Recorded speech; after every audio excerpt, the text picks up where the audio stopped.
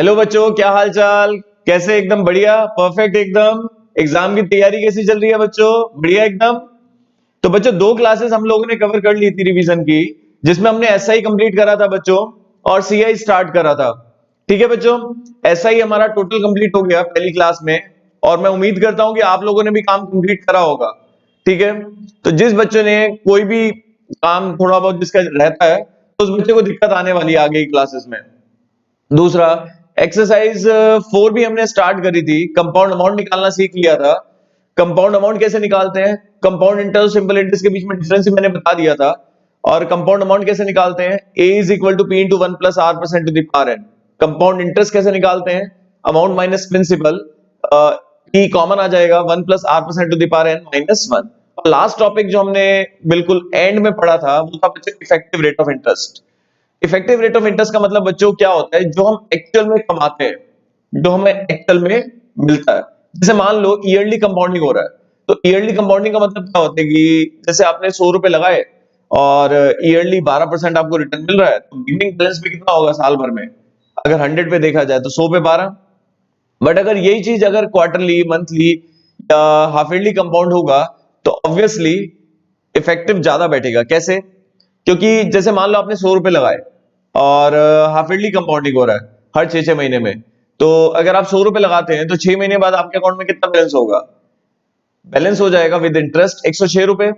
ठीक है, अब नेक्स्ट हाफ ईयर जो बच्चों आपको इंटरेस्ट मिलेगा, वो 106 पे मिलेगा। तो क्या मतलब हुआ, जो फर्स्ट हाफ ईयर में आपने इंटरेस्ट अर्न करा, उस पे इंटरेस्ट आपको सेकंड हाफ ईयर में मिला। तो ऑब्वियसली जो आप इंटरेस्ट कमा रहे हैं उस पे रिटर्न आपको मिल रहा है। तो साल भर का रिटर्न देखो कितना हो जाएगा। साल भर का रिटर्न कैसे होगा, 100 पे 6%, फर्स्ट हाफ ईयर 6 रुपए, सेकंड हाफ ईयर 6 तो मिलेगा ही, but the first half year में आपको 6 रुपए मिला, उसका 6% और मिलेगा। बच्चों 6% क्यों हुआ? क्योंकि 6 महीने का रिटर्न कितना हो जाएगा? 6%। साल भर का 12%, 6 महीने का 6% हो जाएगा। इसलिए जो इंटरेस्ट आपके अकाउंट में क्रेडिट होगा, 6% से होगा। क्लियर है?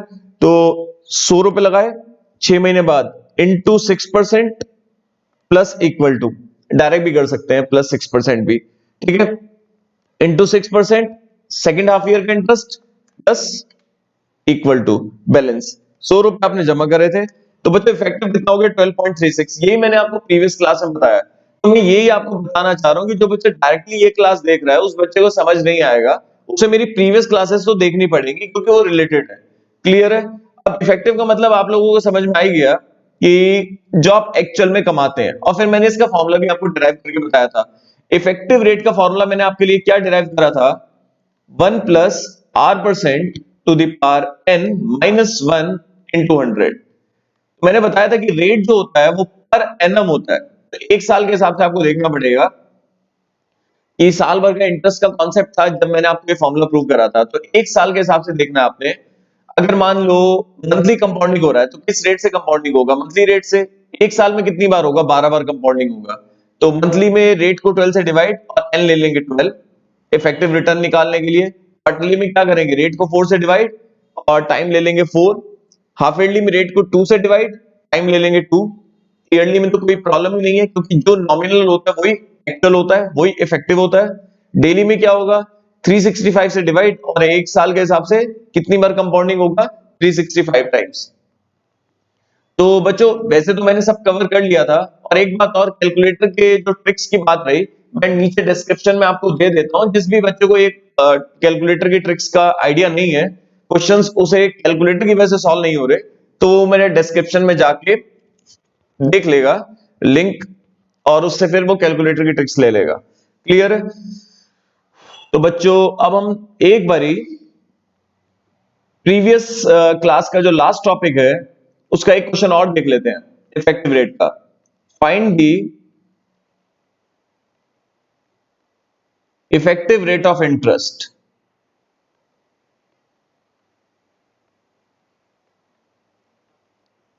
तो जिनका पिछला टॉपिक ये अच्छे से हो गया, वो एक बारी मेरे साथ साथ सॉल्व करेंगे। Corresponding to nominal rate,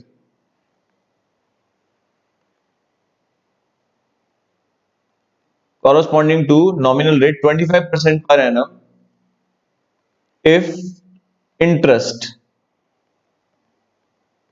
is compounding on first part yearly basis,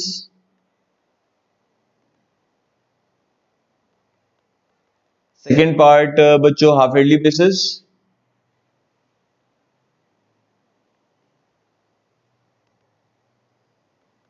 third part बच्चों क्वार्टरली। अगर क्वार्टरली कंपाउंडिंग हो रही है तो इफेक्ट क्या बैठेगा ये बताना है।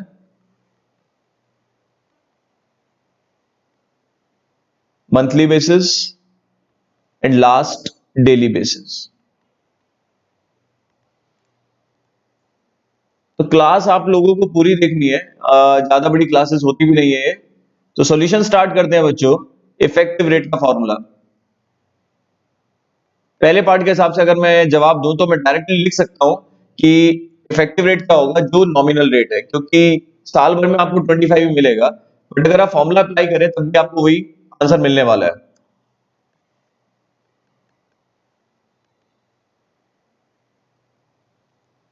इफेक्टिव रेट 25% और एक साल में एक बारी कंपाउंडिंग होगा। पावर 1 है तो नेक्स्ट स्टेप में 1 से 1 कैंसिल हो जाएगा बच्चों। तो यही मैं आपको बोल रहा था कि आपको फॉर्मूला अप्लाई करने की जरूरत ही नहीं थी, क्योंकि इफेक्टिव रेट और नॉमिनल रेट सेम होता है। कब सेम होता है बच्चों इफेक्टिव रेट और नॉमिनल रेट? जब ईयरली कंपाउंडिंग हो रही हो। अब सेकंड पार्ट हाफ ईयरली का है बच्चों। हाफ ईयरली में क्या होगा, हाफ ईयर रेट से कंपाउंडिंग होगा, है ना। एक साल में दो बारी कंपाउंडिंग होगा।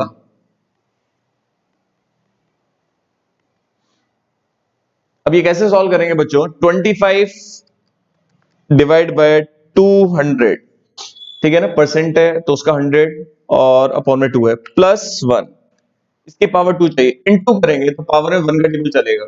तो 1 तो ऑलरेडी है, इक्वल टू करके पावर 2 हो जाएगी, फिर इक्वल टू करके 3 4, फिर 4 पे इंटू करेंगे तो 4 का टेबल चलेगा, 8 12, 12 पे इंटू कर देंगे 12 का। तो ऐसे इस टाइप से कैलकुलेशन होती है। -1 इंटू 100, तो इफेक्टिव आ गया 26.56।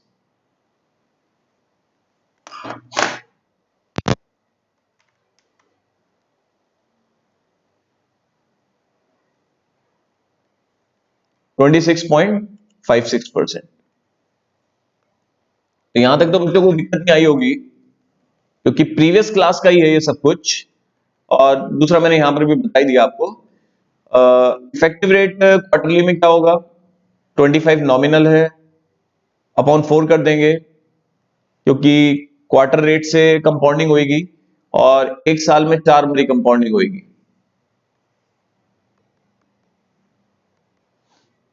तो ये कैसे रहेंगे, परसेंटेज हटाएंगे तो 25 डिवाइड बाय 400, फिर प्लस 1, इंटू करो, पावर 4 चाहिए तो इंटू के बाद 1 तो पहले ही है स्क्रीन पर, 2 3 4, -1 इंटू 100। इफेक्टिव कितना आ गया, 27.44।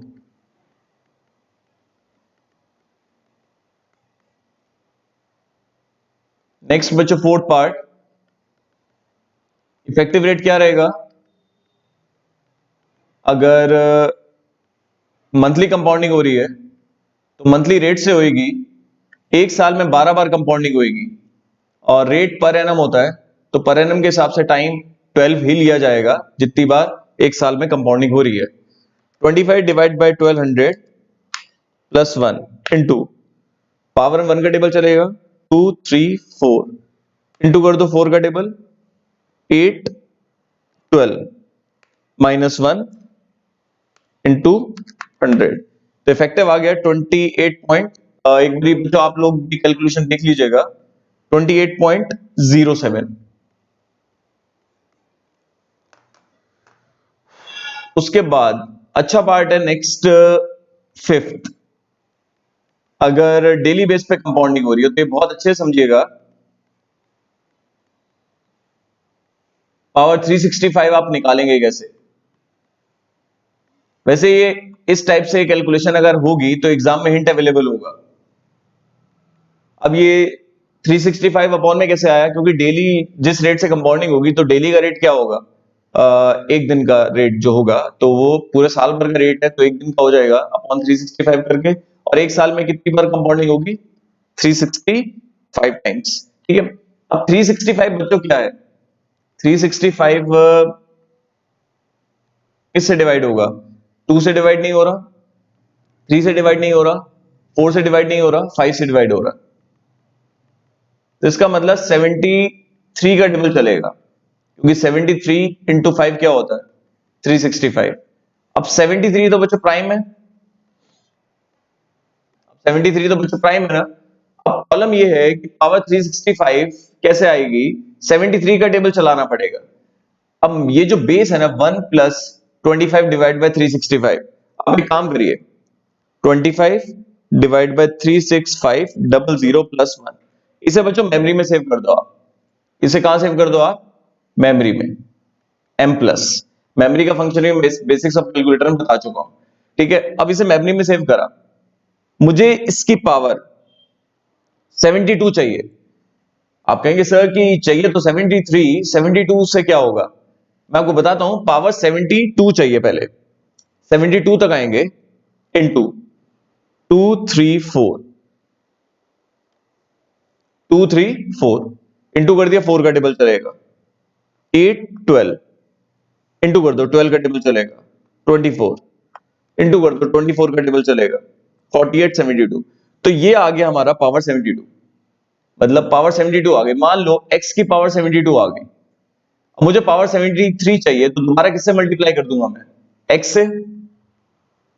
तो ये जो मेरा बेस है, मुझे इसकी पावर 73 चाहिए, बट मैंने 72 निकाली, तो 73 के लिए मुझे इसकी मल्टीप्लाई वापस बेस की मल्टीप्लाई, और बेस मेरा मेमोरी में सेव है, तो इसकी मल्टीप्लाई किससे कर दूंगा मैं, इनटू एमआरसी जो मेमोरी में सेव है।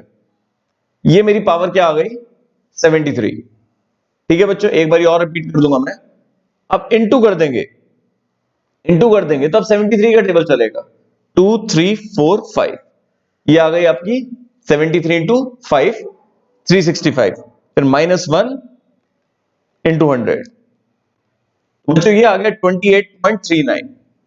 तो इफेक्टिव कितना आ गया, 28.39। तो आपने क्या नोटिस करा कि इफेक्टिव रेट सबसे ज्यादा किसमें आया, अगर डेली बेस पे कंपाउंडिंग हो रही है। तो मैं आपको ये बताना चाह रहा था कि 365, जैसे मान लो पावर मुझे 400 चाहिए सपोज, तो 400 के लिए मैं आधा करता चलूंगा, 200 का टेबल चला देंगे, 200 के लिए 100 का टेबल चला देंगे, 100 के लिए 50 का टेबल चला देंगे, तो वो सब आपको फंडी क्लियर है, ठीक है। बट 365 के लिए किसका टेबल चलाएंगे, 73 का, क्योंकि वही ज्यादा क्लोज बैठता है, क्लियर है। क्योंकि 2 से डिवाइड नहीं हो सकता, 3 से डिवाइड नहीं हो सकता, 4 से डिवाइड नहीं हो सकता, तो 5 से डिवाइड हो रहा है, 73 आएगा कैसे। अब आप इसे 73 टाइम्स तो लेके चलेंगे नहीं, 1 का टेबल चलाएंगे तो बहुत लेंदी हो जाएगा। तो हमने पहले ये बेस निकाला, इसे मेमोरी में सेव करा। बेस क्या है दोबारा देख लें, 25 divide by 36500 plus 1, M plus से मेमोरी में सेव हो गया। अब इंटू करो तो पावर में किसका टेबल चलेगा, 1 का, बट मुझे 72 चाहिए, पहले 1 का चलाते हैं, 2 3 4 इंटू कर दो, 4 का टेबल चलेगा, 8 12 12 पे इंटू करो, 12 का टेबल, 24 24 पे इंटू करो, 24 का टेबल, 48 72। ये पावर 72 आ गई। अब इसकी मल्टीप्लाई, ये x है, सपोज x की पावर 72 निकाला, ये x है सपोज, x की पावर 72 निकाला, दोबारा x से मल्टीप्लाई, और x तो ये कॉम्प्लिकेटेड सा है, तो इनटू, ये कॉम्प्लिकेटेड पार्ट कहां सेव है, मेमोरी में, इनटू एमआरसी, ये 73 आ गया। अब इंटू करो 73 का टेबल, 2 3 4 5, ठीक है। तो बच्चों -1 कर दिया और इंटू 100, तो मुझे इफेक्टिव आ गया 28.39। तो इस टाइप से इफेक्टिव रेट ऑफ इंटरेस्ट निकाला जाता है। तो आपने क्या नोटिस करा, इफेक्टिव रेट सबसे ज्यादा किसमें है, डेली में, फिर उससे कम किसमें है, मंथली में, फिर उससे कम किसमें है, क्वार्टरली में, फिर उससे कम किसमें है, हाफ ईयरली में, सबसे कम किसमें है, जो नॉमिनल होता है वही, अगर ईयरली कंपाउंडिंग हो रही है। एक तो बच्चों याद रखना है। दूसरा, जैसे आप अमाउंट निकालते हैं बच्चों, अमाउंट निकालने का फॉर्मूला क्या होता है, P into 1 plus R% to the power n, ठीक है। मैं क्वेश्चन ले रहा हूं, if compounding is done at different rates. बच्चों अगर डिफरेंट रेट से कंपाउंडिंग हो रही है तो फॉर्मूला क्या लगेगा। तो मैं आपको थोड़ा सा आइडिया दे देता हूं कि फॉर्मूला बना कैसे होगा, फिर आपको फॉर्मूला रटना है। मान लो P रुपीज आपने इन्वेस्ट करे, ठीक है, और इंटरेस्ट रेट है R1% फॉर 2 ईयर्स, और ईयरली कंपाउंडिंग हो रही है बच्चों। जो कंपाउंडिंग हो रही है वो ईयरली कंपाउंडिंग हो रही है, ठीक है। चलो, उसके बाद जो रेट हो गया थर्ड ईयर से R2%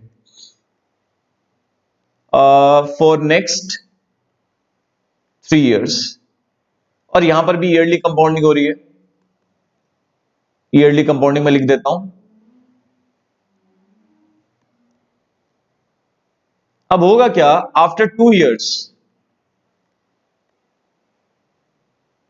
बैलेंस कितना होगा आपके अकाउंट में? P रुपीज आपने इन्वेस्ट करे R1% से, 2 साल बाद आपके अकाउंट में ये बैलेंस होगा, क्योंकि इसकी प्रूविंग तो आपको पता है, इसका आइडिया है आपको। आफ्टर 3 ईयर्स बैलेंस कितना हो जाएगा बच्चों? जितना सेकेंड ईयर के एंड में होगा उतना तो होगा ही होगा, प्लस उस वैल्यू पे आपको इंटरेस्ट मिलेगा इस पे R2% से फॉर 1 ईयर, क्योंकि रेट बदल गया। ये दोनों टर्म्स में से ये पार्ट कॉमन आ गया। तो बच्चों क्या बना देगा, क्योंकि क्या नोटिस करा आपने कि डिफरेंट फैक्टर आना शुरू हो जाएगा, क्योंकि पहले R1 फैक्टर था, अब R2 रेट वाला फैक्टर हो गया। तो सिमिलरली अगर मैं आपसे बताऊं कि आफ्टर 4 ईयर्स, फिर मैं आपको फॉर्मूला लिख दूंगा, आफ्टर 4 ईयर्स बैलेंस कितना होगा? जितना थर्ड ईयर के एंड में बैलेंस है बच्चों उतना तो होगा ही होगा।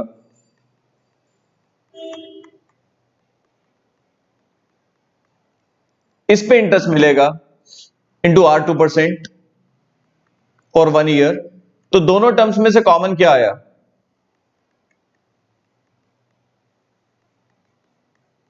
1 प्लस R2।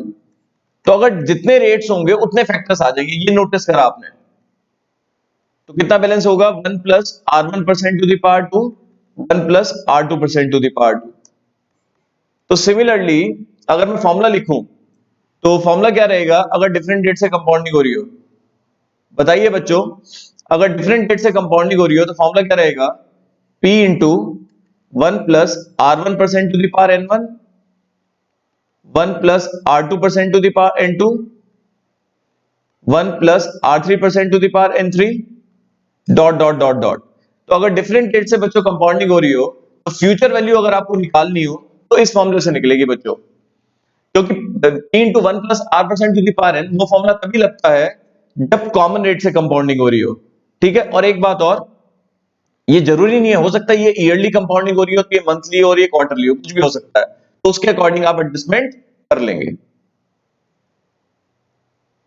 मैं आपको थोड़ा सा आइडिया देता हूं, एक क्वेश्चन लेता हूं।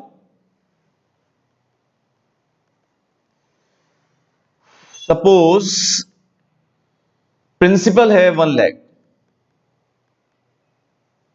और इंटरेस्ट रेट्स मैं आपके सामने लिख रहा हूं।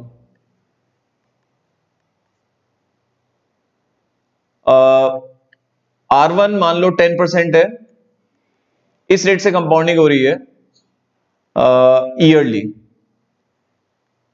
ईयरली कंपाउंडिंग हो रही है इस रेट से फॉर फर्स्ट 3 ईयर्स। शुरू के 3 साल तो रेट है बच्चों 10%, फिर रेट बदल गया, फिर रेट क्या हो गया? R1 ना लेके रेट लिख लो आप नॉर्मल, क्योंकि एडजस्टमेंट भी होती है, और रेट हो गया फिर बच्चों 12% per annum. Compounding half yearly, half yearly compounding हो रही है फॉर नेक्स्ट 5 ईयर्स। उसके बाद 12% से कंपाउंडिंग हो रही है, फिर रेट हो गया बच्चों 15% पर एनम।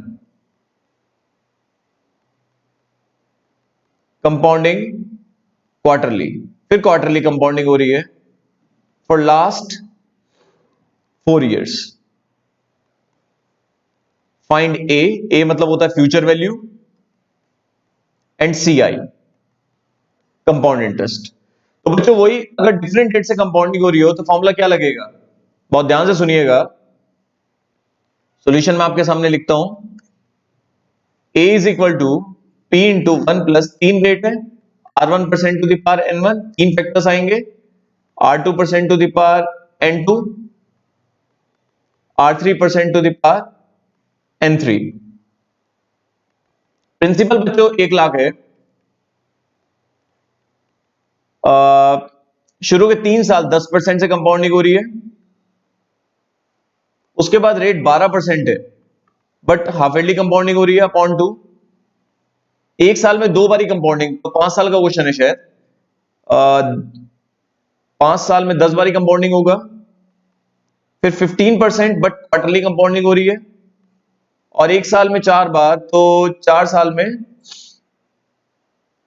16 बार। तो एक बार कंफर्म कर लें, ये 4 साल का क्वेश्चन है, अच्छा 16 टाइम, और ये 5 साल में 10 बारी, ठीक है। तो बच्चों ये चीज कैलकुलेटर पे कैसे निकालोगे, ये चीज मैं आपको बता देता हूं। आप एक काम करेंगे, सबसे पहले इसे आप मेमोरी में सेव करेंगे। कर दिया आपने मेमोरी में सेव, उससे फायदा क्या होगा, फिर आप इसे निकालेंगे। इसे जो आप स्क्रीन पर निकालेंगे, स्क्रीन पर जो आपका आंसर होगा उसकी मल्टीप्लाई, मल्टीप्लाई किससे कर देंगे, एमआरसी से, जो मेमोरी में सेव होगा। तो इन दोनों की मल्टीप्लाई आ जाएगी, और मेमोरी का बटन 2 बारी प्रेस करिएगा, जिससे मेमोरी कैंसिल हो जाएगी। मैंने आपको पहले ही बताया कि आप मेरे कैलकुलेटर के बेसिक्स जरूर देखिएगा। अब सुनिए एक मिनट, 1 10 डिवाइड बाय 100, या 1 प्लस 10% भी कर सकते हैं। 10 डिवाइड बाय 100 प्लस 1 इंटू 2 3, ये पावर 3 आ गई। इसे मेमोरी में सेव कर दिया, ये मेमोरी में सेव हो गया। अब देखिए 12 डिवाइड बाय 200 प्लस 1, इसकी पावर क्या चाहिए, 10 इंटू 2 3 4 5 इंटू करो 5 का टेबल 10। अब इसकी मल्टीप्लाई प्रीवियस, प्रीवियस क्या है, एमआरसी, और एमआरसी का बटन 2 बारी प्रेस करो क्योंकि हटानी है मेमोरी, और फिर इक्वल टू करके इन दोनों की मल्टीप्लाई आ गई, इसे मेमोरी में सेव करो। अब मेमोरी में इन दोनों की मल्टीप्लाई है, सही हो गया नहीं हो गया। अब मेमोरी में इन दोनों की मल्टीप्लाई है, तो जो आएगा आंसर उसकी इनसे मल्टीप्लाई कर देना। क्या आएगा answer, 15 divide by 400 plus 1 into 2 3 4 into करो 4 का टेबल 8 इंटू करो 8 का टेबल 16, इसकी मल्टीप्लाई एमआरसी से। अब चाहे 2 बारी प्रेस करो या ना करो मेमोरी, क्योंकि हमें उसके बाद यूज करना नहीं है, इंटू 1 लाख। तो कितना बैलेंस है आपके अकाउंट में, ₹4,29,562.32। तो ये अप्रॉक्स, एक बार प्रैक्टिस भी जरूर करिएगा। ये बैलेंस है, तो कुछ बच्चे क्या करते हैं कि इन सबको अलग अलग निकालते हैं, और फिर टाइम भी लगता है, ठीक है। तो एक बारी मैं आपको बता देता हूं कि ये तो अमाउंट हो गया, और अगर आपको कंपाउंड इंटरेस्ट निकालना हो CI, तो उसका फॉर्मूला क्या होता है बच्चों, अमाउंट माइनस प्रिंसिपल। प्रिंसिपल है 1 लाख, अमाउंट ये रही, तो डिफरेंस कितना हो गया बच्चों, 3,29,000, 3,29,000 9 सॉरी 3,29,582, 582 है, सॉरी 4,29,582.32। एक बार कैलकुलेशन पे भी आप ध्यान दीजिएगा, कोई मिस्टेक हुई है तो कमेंट सेक्शन में बता दीजिएगा, जिससे मैं नेक्स्ट क्लास में उस चीज को ठीक कर दूं, ठीक है। तो अब जैसे देखिए, एक मिनट, 1.1 लिया मैंने, इनटू पावर 1 का टेबल चलेगा 2 3, इसे मेमोरी में सेव कर दिया, ठीक है। और एक बात और, जितनी भी ओरिजिनल कैलकुलेटर है, आप उसमें एक चीज नोटिस करिएगा, ऑन ऑफ का बटन प्रेस करके मेमोरी कैंसिल नहीं होती। तो मैं कर देता हूं, जैसे ये देखो मेरी मेमोरी पूरी सेव्ड है, ठीक है, एम से दिख जाता है, या एम लिखा होता है ना, उससे पता लग जाता है कि मेमोरी में कुछ है।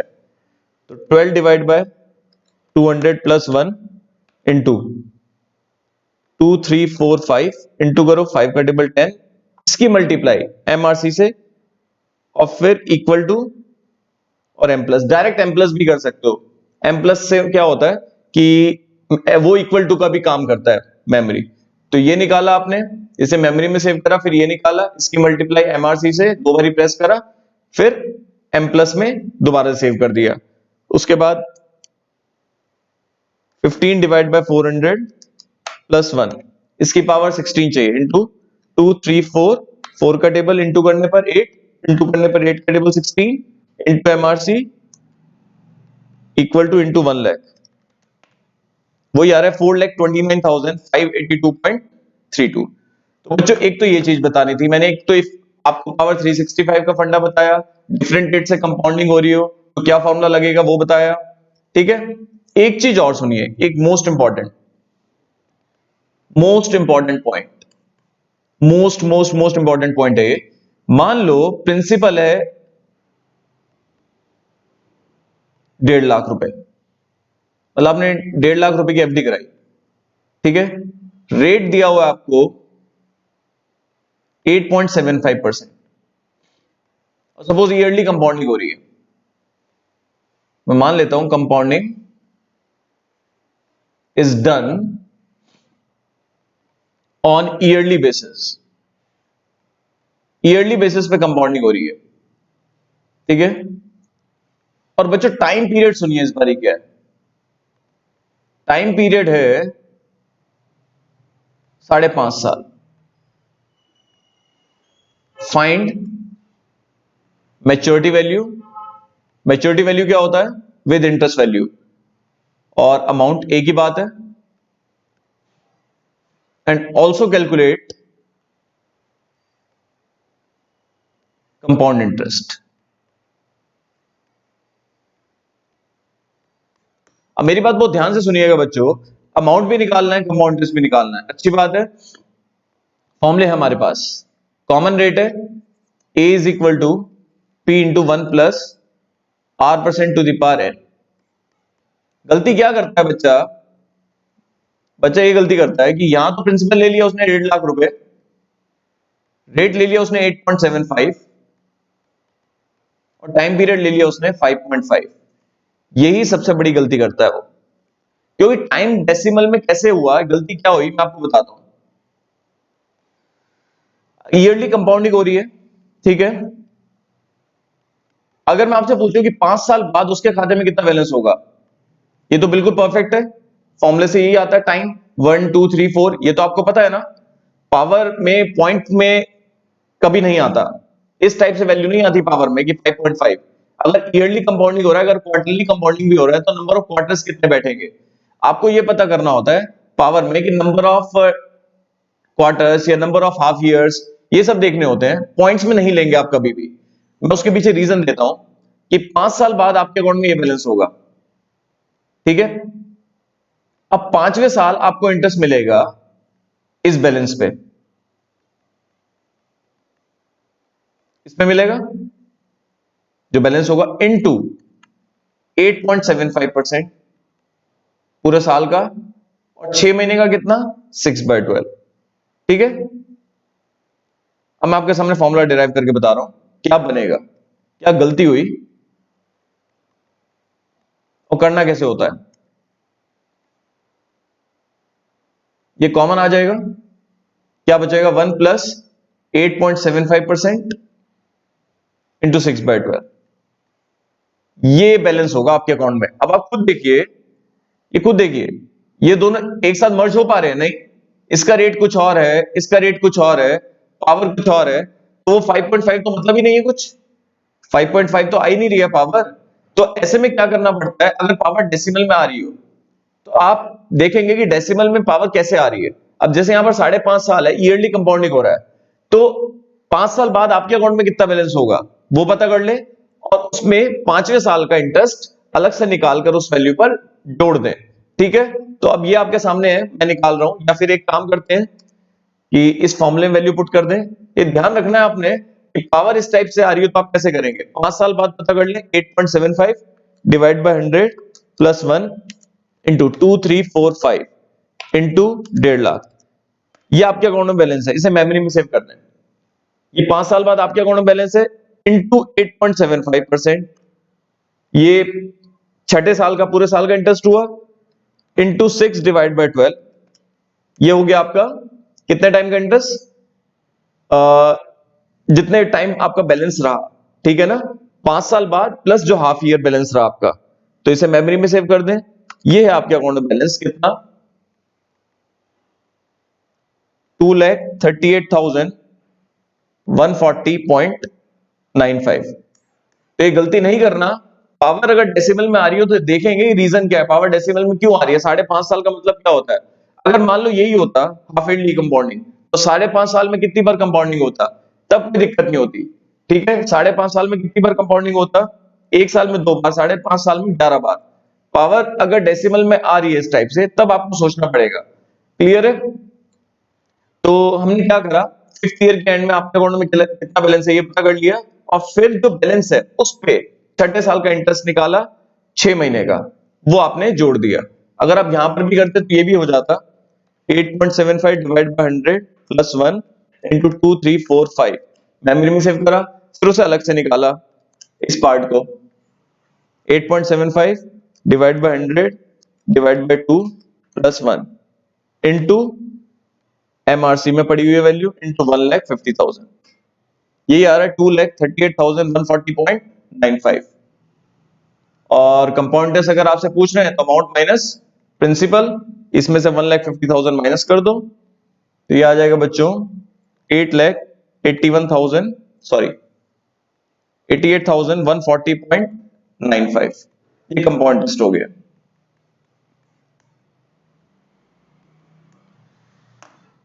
तो बच्चों ये मैंने आपको बता दिया कि इस टाइप से अगर पावर डेसिमल में आ रही हो तो फिर आपको देखना पड़ता है। तो ये गलती कर देते हैं बच्चे पावर 5.5 लेके।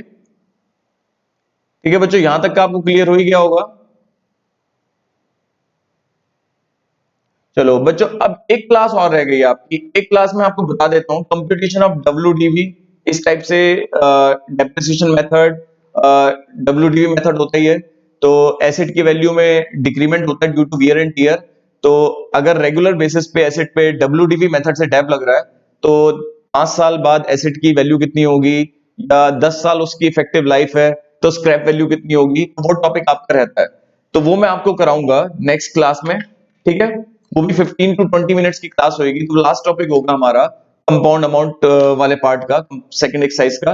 और फिर हम अपना एन्युटी पार्ट स्टार्ट करेंगे। एन्युटी पार्ट भी हमारा 2 और 3 लेक्चर्स का होगा। तो बच्चों मैं यही कहूंगा आपसे कि जो भी मैं आपको क्लासेस दे रहा हूं, आप उसका फायदा लीजिए, अच्छे से रिवीजन करिए और प्रैक्टिस करिए इन क्वेश्चंस की। जितनी ज्यादा प्रैक्टिस करेंगे उतना आपको कॉन्फिडेंस मिलेगा और एग्जाम में क्वेश्चन टाइमली बहुत इजीली सॉल्व हो जाएगा। ठीक है, चलो बाय बाय बच्चों, अच्छे से प्रिपरेशन करिएगा।